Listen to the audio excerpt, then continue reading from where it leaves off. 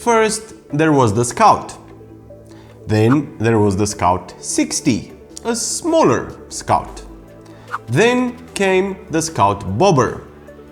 And today we say hello to all of these words put together, the Scout Bobber 60. So much imagination, Dave. Your brothers must be working over there. Indian is in the news again. They seem to be in the news quite often these days, this time with a brand new offering for those wanting an inexpensive entry point into the Indian world.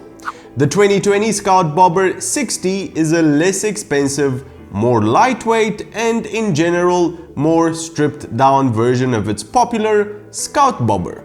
Stick around while we see exactly what Indian has done here.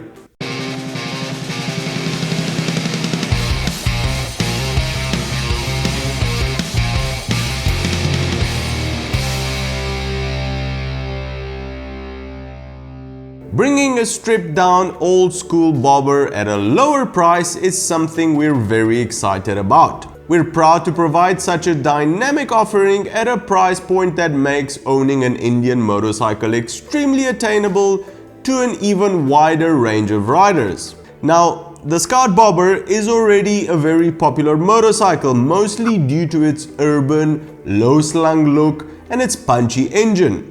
However, the entry point to that is still $11,000 and Indian felt it needed to bring that down in order to attract more younger riders. That seems to be the motto of all motorcycle companies nowadays, attract younger riders.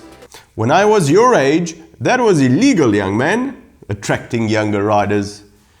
Children. We had a name for those people, you know, and they usually had a van. And candy. I remember. Anywho, the Scout Bobber 60 breaks to market at a very attractive $9,000. So what do you get for that exactly? Firstly, a beautifully blacked out, almost 1 liter V-twin engine. This puts out 78 horsepower and 88 Newton meters of torque, and even if these figures don't seem that impressive, for those of you which know this engine, you know it doesn't disappoint. Suspension and braking are where part of that $2,000 price difference has gone. Single brake disc on the back and on the front, obviously no ABS in the base version, and the suspension only has a tiny 5 centimeters or 2 inches of travel. This is one of those cases where size really does matter. You did not just write that there, Dave. That is old. It's old joke. But power figures and features don't really matter here. It's all about how cool you actually look when riding the bike around the city and away from potholes because of the lack of suspension. So what have they chopped off or added to turn up that coolness factor? Well, they took the Scout 60, chopped the fenders, changed the seat, added new 5-spoke cast aluminum wheels and tires, and used a lot, and I mean a lot of black paint. Basically, almost everything on this bike is black. The exhaust, the frame, handlebars, mirrors, turn signals, wheels obviously, engine covers, etc. So you better like black. Indian has been nice enough to give you the choice of which black you go for, and your 2 options are glossy or matte. Go crazy. If however you do want to add a bit of color to it or customize it without too much hassle, Indian already has an accessory catalog with about 140 different parts. In the end, it is a very cool looking motorcycle, and to amplify that, Indian has fitted a side mounted license plate and slammed down the rear suspension as well. Ergonomics have changed a little as well, so if you were in love with the Scout 60, make sure you go and try one of these out first. The foot pegs are now close to the rider and the handlebars have been moved further away from the rider.